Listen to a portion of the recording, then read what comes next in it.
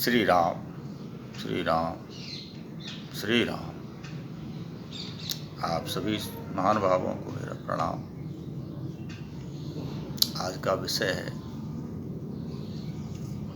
जीव के दुख कष्ट के ऊपर चर्चा है। विद्वान लोग, संत लोग ये कह गए हैं कि संसार दुख्यालय है, अर्थात ये दुख का घर है। यहाँ जो भी आएगा दुख ही पाएगा। सुख न मिले या जगत से, जग है दुख की खान। ढूंढत सुख दुख बहु मिले, पर सुख मिली है नाय। जब इतना दुख इस संसार में है तो हर बात के पीछे कोई कारण होता है। संसार दुख्यालय क्यों है, संसार में हम दुख क्यों भोगते हैं, उसकी जड़ में हम जाएंगे। तब मानस में तुलसीदास महाराज ने कहा है, मोह निशा सब सोवन हारा। ये संसार मोह रूपी रात्रि में सो रहा है। एक और चौपाई कही है, ममता तरुण तमी अंधियारी। ये मोह ममता जो है जवान काल रात्रि है, कि या कहा जाए मावस्या की अर्धरात्रि है। घुप अंधेरा है, उसके बाद भी हमारे नेत्रों पे पट्टी बंधी हुई है और हम चल रहे हैं।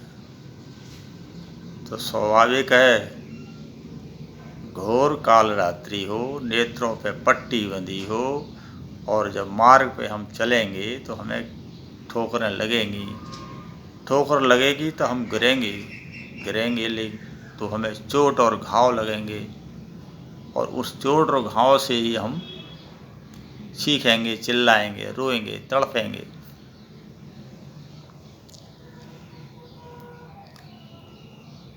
अब कारण है, अब इस कारण का इलाज क्या है? तुलसी बाबा कहते हैं, होई विवेक मोह भ्रम भागा।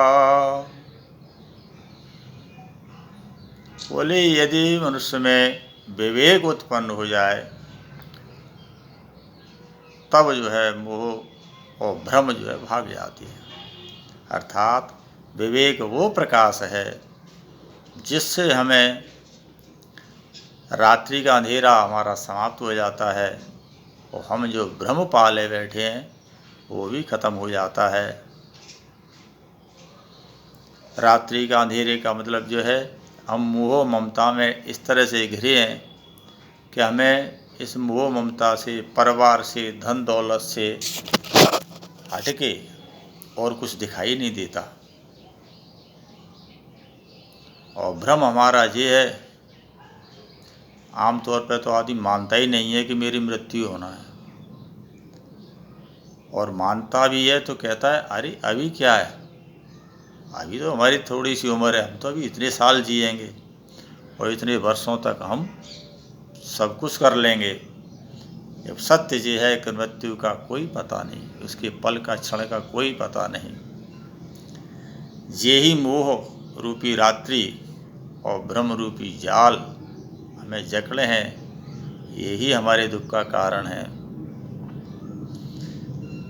प्रश्न उठता है कि विवेक जागृत हो तब हमको प्रकाश हो, तो विवेक कैसे जागृत होगा? बिनु सत्संग विवेक न होई। बोले विवेक के लिए हमें सत्संग चाहिए। सत्संग का अर्थ सत्य हमारे नज़दीक हो।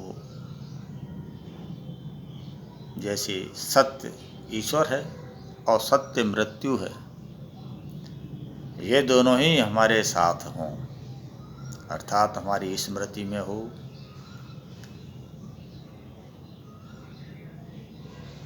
और ये संत के भी साथ मिल जाए, जो परम संत होते हैं उनका साथ मिल जाए, तब जाके हमारा विवेक जागृत हो। तो सत्संग कहाँ मिलेगा, कैसे मिलेगा? वैसे तो ये है, सत्संग के लिए हर पल, हर क्षण, हर स्थान सुलभ है। एक तो सत्संग संत के मिलने से होता है, और एक सत्संग सत्य को स्वीकार कर लेना चाहिए, चिंतन मनन करके सत्य को स्वीकार करें और फिर अपने आचरण करें।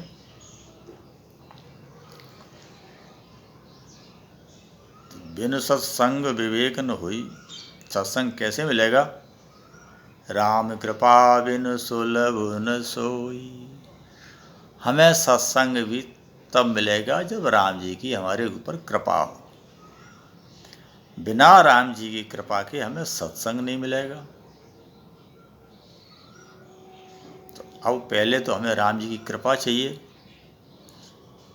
तब जाके सत्संग मिलेगा, और सत्संग के बाद हमारा विवेक जागृत होगा, और जब विवेक जागृत होगा तब हमारी काल रात्रि समाप्त होगी, हमारा भ्रम समाप्त होगा, तब जाके हमें कल्याण के मार्ग पे होंगे। तो अब राम जी की कृपा कैसे होगी? तुलसी बाबा कह रहे हैं, मन वच कर्म छाण चतुराई, भजति कृपा करिहें रघुराई।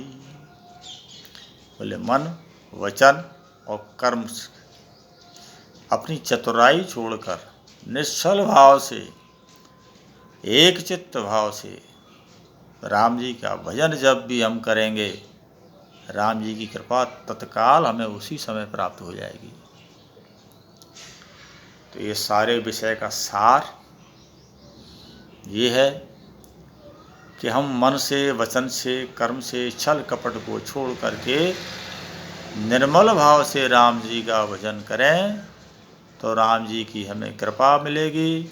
राम जी की कृपा से हमें सत्संग मिलेगा, सत्संग से हमारा विवेक जागृत होगा, और विवेक जागृत जब होगा तो ममता तरुण तमी अंधियारी गायब, हमारी मोह ममता समाप्त हो जाएगी, हमारे मन का भ्रम समाप्त हो जाएगा, और हम कल्याण की तरफ चल पड़ेंगे। हमारे सामने प्रकाश ही प्रकाश होगा। ऐसी स्थिति में जब हम जाएंगे, तब ये संसार भी हमको दुखों से प्रभावित नहीं कर पाएगा।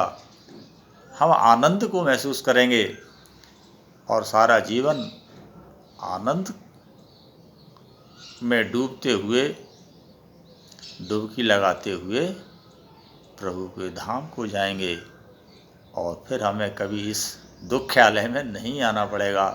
हमें इस दुख्यालय से मुक्ति प्राप्त होगी। बोलो सियावर रामचंद्र भगवान की जय श्री राम।